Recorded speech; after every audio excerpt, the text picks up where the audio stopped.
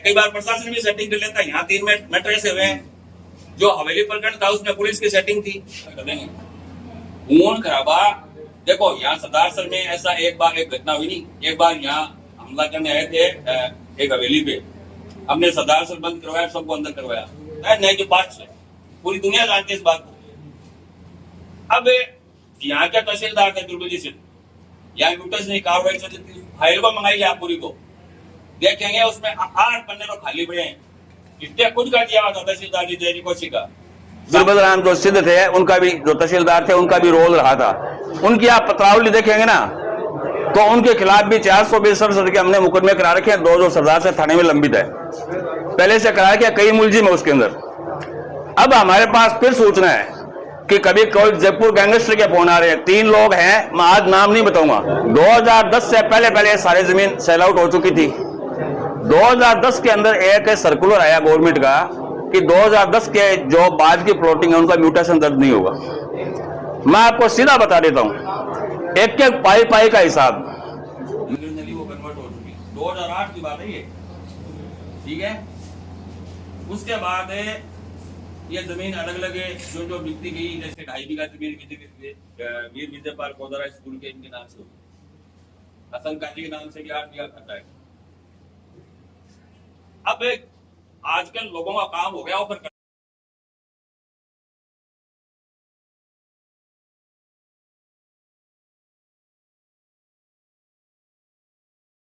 80 विक्रयधारकों को विकृत जमीन पुनः पंजीयन न करने के बाबत वरिष्ठ अधिवक्ता एवं विकास मंच के राजेंद्र राजपुरोहित ने अपने दर्जनों कार्यकर्ताओं के साथ मिलकर तहसीलदार रतनलाल मीणा को ज्ञापन दिया। ज्ञापन देते हुए अधिवक्ता ने कहा कि खसरा नंबर 88 में लगभग 5 हेक्टेयर भूमि जो कन्वर्ट शुदा आवासीय कॉलोनी है और इस भूमि पर आवासीय कॉलोनी बसी हुई है, जिसमें 80 अलग अलग लोगों के नाम रजिस्टर्ड विक्रय पत्र दिए गए हैं और करीब 2.5 बीघा जमीन वीर विजयपाल गोदारा के नाम से कन्वर्ट शुदा है और शेष जमीन हसन पुत्र रमजान साहब के नाम खातेदारी शुदा है। अधिवक्ता ने बताया कि उक्त जमीन में रजिस्टर्ड विक्रय धारकों को गलत तरीके से नुकसान पहुंचाने के प्रयास किए जा रहे हैं और बार बार उपपंजीयक कार्यालय के सामने दस्तावेज गलत नामांतरण के आधार पर प्रस्तुत किए जा रहे हैं। इस अवसर पर उनके साथ विकास मंच के हसन काजी, उमैद बुलारिया, कासिम सब्जी फरोश, अमिताभ चामरिया, बबलू जिलानी, बजरंग भाट और दर्जनों विकास मंच के कार्यकर्ता उपस्थित रहे। इस पूरे प्रकरण पर क्या कहा अधिवक्ता ने, आइए सुनते हैं। तहसीलदार जी से वार्ता हुई है क्या? देखिए, इसमें क्या है कि मैंने खुद ने एक खसरा नंबर 80 है, 80 और 88 सरदार सर में 48 बीघा जमीन थी जो सवाई बलवानिया में। उस जमीन को मैंने 2008 के अंदर खरीदा था मंगतू खां और पीरू खां से। उस जमीन में से 24 बीघा जमीन करीब 2010 में कन्वर्ट होकर के पूरी उसमें बिल्डिंगें वगैरह बन चुके हैं। 2010 से पहले सारी जमीन सेल आउट हो चुकी थी। 2010 के अंदर एक सर्कुलर आया गवर्नमेंट का कि 2010 के जो बाद की प्लॉटिंग है उनका म्यूटेशन दर्ज नहीं होगा। मैं आपको सीधा बता देता हूं, एक एक पाई का हिसाब। मैं कहता हूं, मैं ऊपर वाले की कसम खा के बोल रहा हूं, और पीरू खां जी है उनके सगे भाई है, उन्हीं के घर सारा पेमेंट उनको होता था। वो भी मस्जिद में घुस के बात कर देंगे कि मैंने पूरा पेमेंट किया, सगे भाई है उनके। लेकिन कई लोगों को ऑफर करने की आदत होती है। जब वो सर्कुलर आया तो सर्कुलर में व्यवस्था थी कि आगे म्यूटेशन दर्ज नहीं हुआ। जब मंगतू खां एक्सपायर होने के बाद उन लोगों ने और दूसरे माफियाओं से मिलकर के और ये जमीन अपने नाम से गलत रूप से म्यूटेशन करवा ली, जिसमें बिरबलराम जो सिद्ध थे उनका भी, जो तहसीलदार थे उनका भी रोल रहा था। उनकी आप पत्रावली देखेंगे ना तो उनके खिलाफ भी 420 के हमने मुकदमे करा रखे हैं। 2 जो सरदार से थाने में लंबित है, पहले से करा रखे, कई मुलजिम है उसके अंदर। अब हमारे पास फिर सूचना है कि कभी कोई जयपुर गैंगस्टर के फोन आ रहे हैं। 3 लोग हैं, मैं आज नाम नहीं बताऊंगा क्योंकि मैं अभी दिनेश एमएन के पास जाऊंगा, फिर एसपी और इन सबको ज्ञापन देंगे, हमें एसएचओ को, डीएसपी को, सबको ज्ञापन देंगे। यहाँ यहाँ भूमाफियों का कब्जा धीरे धीरे होता जा रहा है। और आज की युवा जनरेशन, मैं एक बात और बताऊं, ये जो ताजिया है ना, ये ताजिया एक गैंगस्टर का रियल मामा भी है। यहाँ का फेमस गैंगस्टर है, मैं नाम उसका एक बार नहीं लेना चाहता क्योंकि मैं सारी चीजें ऊपर खोल के आऊंगा, सारी चीजें धीरे धीरे करूंगा, क्योंकि जब मैं कई लोगों के नाम ले लूंगा तो फिर वो लोग अपने बचाव में लग जाएंगे। मेरा कहने का मतलब है कि यहाँ हमारे सुनने में आया कि 3 लोगों ने, एक तारानगर का है, 2 सरदारसर के हैं, उस जमीन पे नाप तोल कर रहे थे, रस्सी डाल रहे थे। हमने तहसीलदार जी को 3री बार ज्ञापन दिया। ये इन तहसीलदार जी को भी जैसे 2 बार ज्ञापन दिया, एक बार उनके बाबू को देके गए हैं, एक बार तहसीलदार जी को डाक के जरिए पूरी रजिस्ट्रियां जो पहचान हुए हैं। तो इनको कहा है कि आप उस फर्जी म्यूटेशन के आधार पर जो जमीन रजिस्ट्रियां ऑलरेडी हुई है, जिसके 90 रजिस्टर होल्डर है, उनकी जमीन दूसरे के नाम से आप किसी भी सूरत के अंदर रजिस्ट्री मत कर देना। अन्यथा क्या होगा कि वो 90 रजिस्टर होल्डर है ही है, राजेंद्र राजपुरोहित है, विकास मंच है, पहले प्रशासन का वेट करेगा और वहां जो खून खराबा हो उसके प्रशासन जिम्मेवार होगा। ये पूरी जमीन कन्वर्ट है? ये आधी जमीन है, 24 बीघा जमीन कन्वर्ट थी, आधी से 24 बीघा जमीन और एक वीर वैजा पार्क गोदारा की जमीन यानी कि 2.5 बीघा और उसके बाद जो 8 बीघा जमीन है ये हसन काजी के नाम से, 8 या 9 बीघा जमीन हसन काजी के नाम से खरीदार है।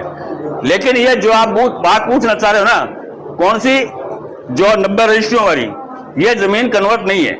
ये बिल्कुल सही बात है कि ये जमीन कन्वर्ट नहीं है। और हमने पहले वाले से तहसीलदार जी से भी कहा कि भी या तो इन लोगों हमने तो 2008 के अंदर 50,000 में बेच दिए थे इसको, कन्वर्जन चार्ज है और आप इनको जमीन को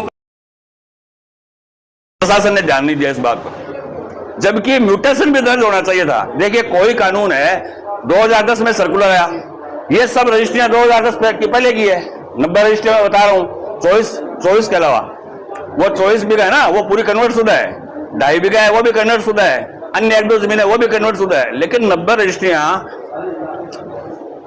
2010 में सर्कुलर के आधार पर आगे म्यूटेशन दर्ज नहीं हुआ, तो उसके लिए उन लोगों को जिम्मेदार नहीं ठहराया जा सकता। पास्ट से कोई भी कानून होता है फ्यूचर के लिए लागू होता है, पास्ट के लिए नहीं। तो पास्ट में हो चुकी वो रजिस्ट्रियां तो उनको म्यूटेशन दर्ज करना चाहिए था। और अब हमने तहसीलदार जी को ये कहा है कि आप एग्जीक्यूटिव मजिस्ट्रेट भी हैं, ऐसा कोई गलत काम मत कर देना। यहाँ गैंगस्टरों के लिए, भूमाफियाओं के लिए हमने उनको पीट करके पहले भी भगाया है, ये आएंगे, पहले प्रशासन का वेट करेंगे और फिर 400 आदमी बढ़ने के लिए वहां जाएंगे। उसकी पूरी जिम्मेवारी प्रशासन की होगी। यदि 20-30 लाशें बिकती है तो पूरी जिम्मेवारी प्रशासन की होगी। करना पूरा 1-1 रुपए का पेमेंट दिया हुआ है, 1-1 रुपए का पेमेंट 2015 में जाकर के किसी ने अंगुली लगा दी कि भाई ये सो खाता, क्योंकि 2010 में आपको पता होगा ऑर्डिनेंस है गवर्नमेंट का कि जो प्लॉटिंग की रजिस्ट्री है उसका म्यूटेशन दर्ज नहीं हो, आपके ध्यान में ना। अब उस समय म्यूटेशन बंद हो गए, जबकि प्रशासन चाहता तो रजिस्ट्रियां पहले हुई थी। कोई भी कानून भविष्य से लागू होता है, पहले से लागू नहीं होता। उनके नाम से म्यूटेशन दर्ज हो सकता था ना। कोई भी कानून फ्यूचर से लागू होता है, नहीं कि पास्ट से। पूरी दुनिया जानती है इस बात को। अब यहाँ के तहसीलदार थे दुर्गुजी से, यहाँ म्यूटेशन की कार्रवाई चल रही थी, फाइल को मंगाई आप पूरी को देखेंगे, उसमें 8 पन्ने तो खाली पड़े हैं।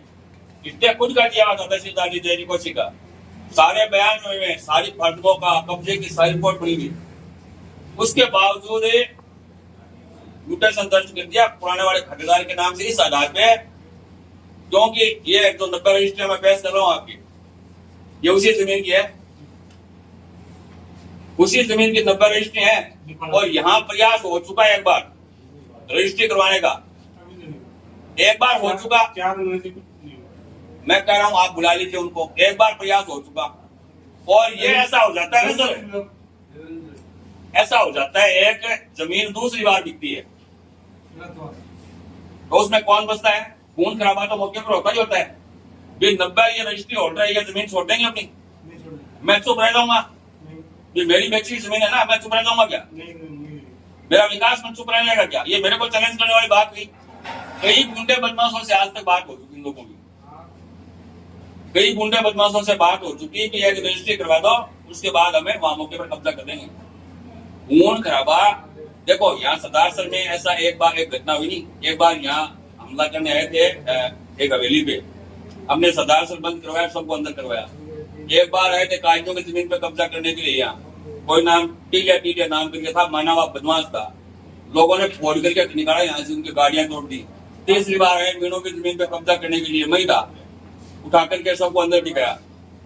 मेरा निवेदन है कि आप यहाँ के एग्जीक्यूटिव मजिस्ट्रेट भी हैं, एग्जीक्यूटिव मजिस्ट्रेट भी है ना, आपकी ड्यूटी ये भी बनती है उपंजन के साथ साथ कि सरदारसर में कानून व्यवस्था बनी रहे।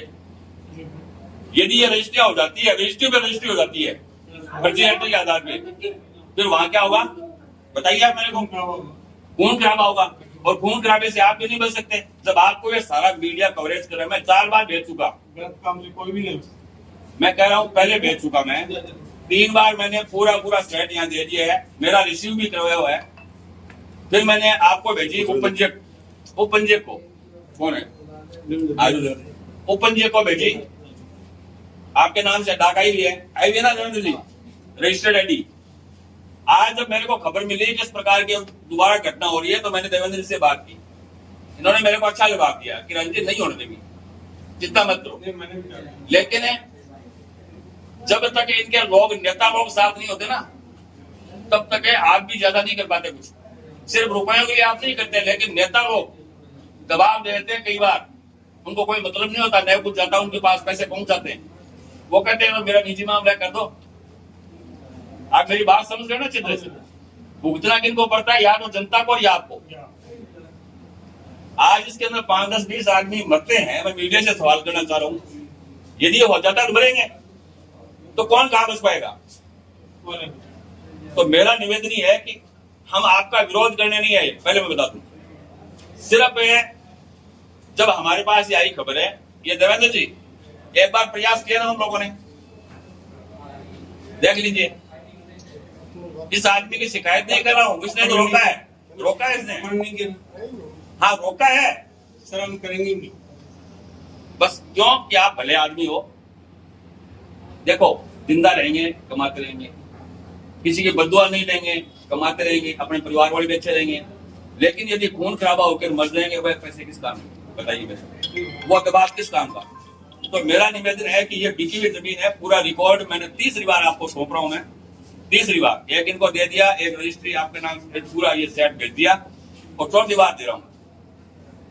तो मेरा निवेदन है कि ये एकदम फर्जी एंट्री है। ये रजिस्ट्रियां सारी उस जमीन की हुई है, कंप्लीट ही कंप्लीट। देखो ऐसी रजिस्ट्री की पुनरावृत्ति कभी नहीं। बस ये बात है, फर्जी एक म्यूटेशन है जिसकी अपील चल रही है, उसके आधार पे आप रजिस्ट्री मत कर देना। और शांति में, सदारसर में हम भी चाहते हैं हमेशा शांति बनी रहे। और आप तो एग्जीक्यूटिव मजिस्ट्रेट है, आप भी कभी नहीं चाहेंगे कि यहाँ कोई खून खराबा हो, क्योंकि 90 जो लोग, जिन लोगों ने खून पैसे नहीं कमाई ये जमीनें खरीदी है, उसमें सरकारी कर्मचारी भी बहुत है। वो कुछ छोड़ो, वो नहीं छोड़ेंगे, वो जमीन में घुसेंगे ना।